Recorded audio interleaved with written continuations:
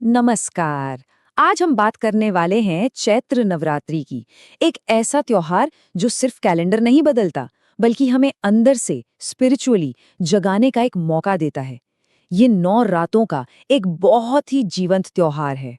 सोचिए, जैसे वसंत में पूरी प्रकृति एक नई चादर ओढ़ लेती है ना?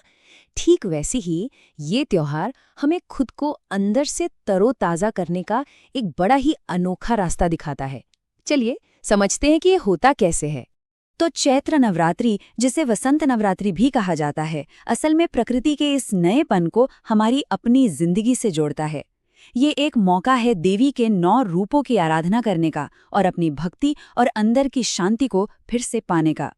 तो तारीखें नोट कर लीजिए। साल 2026 में ये त्योहार गुरुवार 19 मार्च को घट स्थापना के साथ शुरू होगा और 9 दिनों की पूजा के बाद शुक्रवार 27 मार्च को रामनवमी के साथ इसका समापन होगा।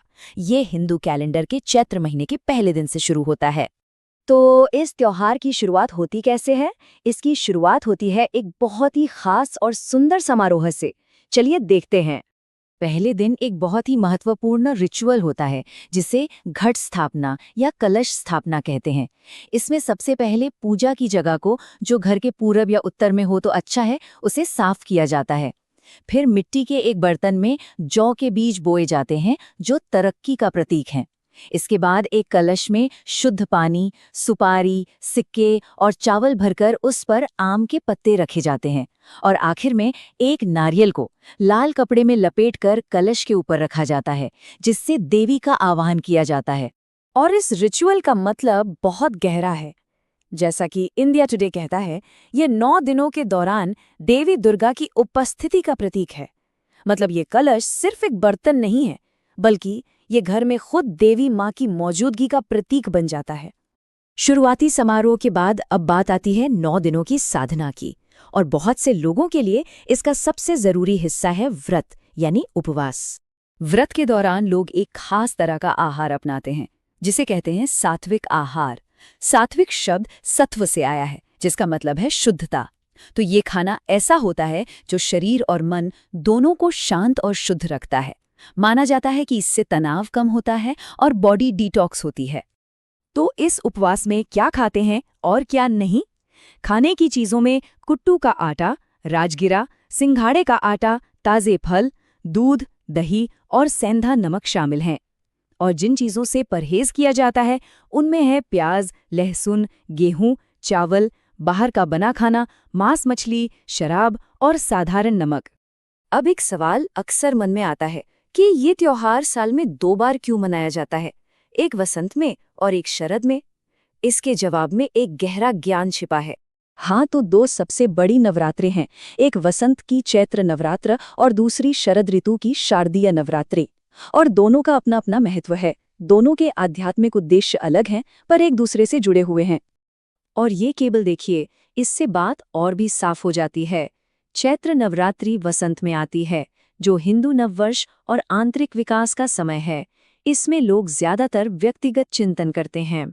वहीं शारदीय नवरात्रि शरद ऋतु में आती है, जिसका मुख्य संदेश है बुराई पर अच्छाई की जीत, और इसमें बड़े बड़े सार्वजनिक उत्सव होते हैं।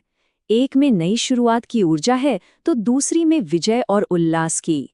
और इन त्योहारों का समय देखिए, ये कोई संयोग नहीं है। दोनों ही त्योहार संधि काल में आते हैं, यानी जब मौसम बदल रहा होता है। वैदिक विज्ञान के अनुसार इस समय हमारे शरीर की इम्यूनिटी यानी रोगों से लड़ने की शक्ति थोड़ी कमजोर होती है। तो उपवास जैसे नियम शरीर को इस बदलाव के लिए तैयार करने और एक तरह से रीसेट करने में मदद करते हैं।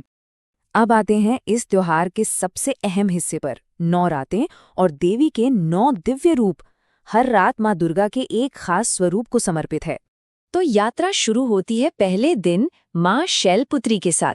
वो पहाड़ों की बेटी है और शक्ति का प्रतीक है। दूसरे दिन पूजा होती है माँ ब्रह्मचारिणी की, जो तपस्या और ज्ञान का स्वरूप है। तीसरा दिन है माँ चंद्रघंटा का, वो सौंदर्य और बहादुरी का प्रतीक है। चौथे दिन माँ कुष्मांडा की आराधना होती है, जिन्हें ब्रह्मांड की रचयिता माना जाता है। पांचवां दिन माँ स्कंध माता को समर्पित है, जो वात्सल्य और ममता की देवी हैं। छठे दिन माँ कात्यायनी की पूजा की जाती है, जो एक शक्तिशाली योद्धा देवी हैं। 7वीं रात होती है माँ कालरात्रि की। ये देवी का सबसे प्रचंड रूप है, जो भक्तों की रक्षा करती हैं। 8वें दिन माँ महागौरी की पूजा होती है, जो शांति और पवित्रता का प्रतीक है। और फिर आता है 9वां और आखिरी दिन। इस दिन राम नवमी मनाई जाती है, यानी भगवान राम का जन्मदिन, और इसी के साथ नवरात्रि की पूजा और अनुष्ठानों का भी समापन हो जाता है। तो चैत्र नवरात्रि हमें प्रकृति के साथ कदम से कदम मिलाकर खुद को एक नई शुरुआत देने का रास्ता दिखाती है।